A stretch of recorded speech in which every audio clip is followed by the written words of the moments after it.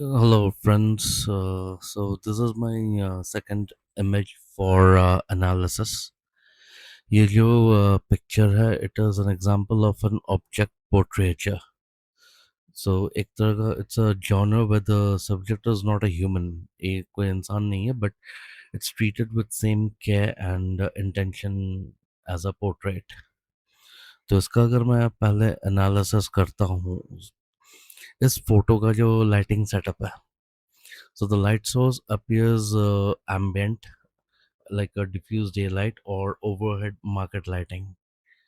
Or just because it's a metal miniature image, specifically of a pirate head, the metallic figure line highlights are well controlled, and which shows that photographer's awareness of reflective surface.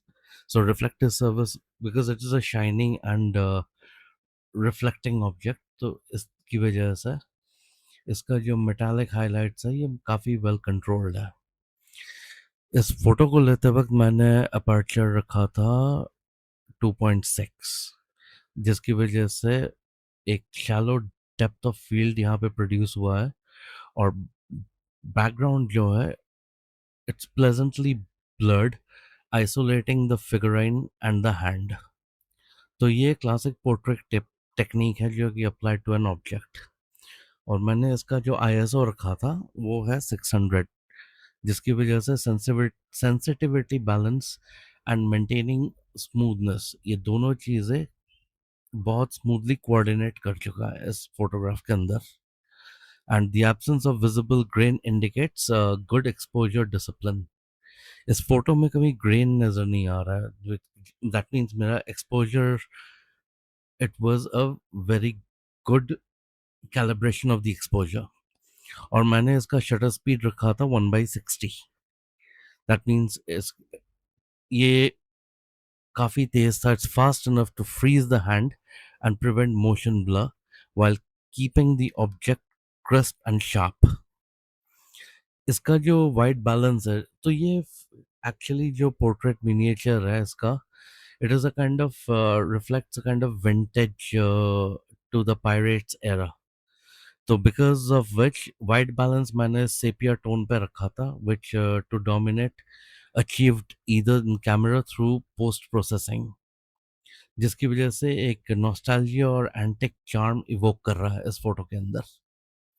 और मैंने focal length रखा था इसका 50 mm, which offers a natural compression and intimacy without distortion.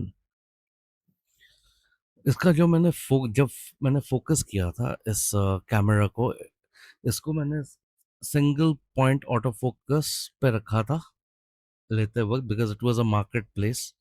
तो उतना मुझे time नहीं मिल रहा था, काफ़ी भीड़ थी, तो मैंने इसको लेंस को अपने ऑटो फोकस पे रखा था, जिसकी वजह से, and that is the reason, because of the less time it was in auto focus, obviously image काफ़ी शार्प आया है।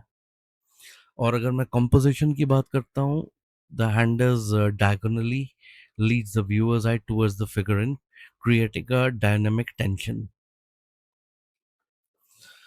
अगर मैं इसका photographer's insight, as a photographer अगर मैं इस फोटो को इंसाइट देना चाहूँ, तो this image actually it captures intersection of craftsmanship and human touch.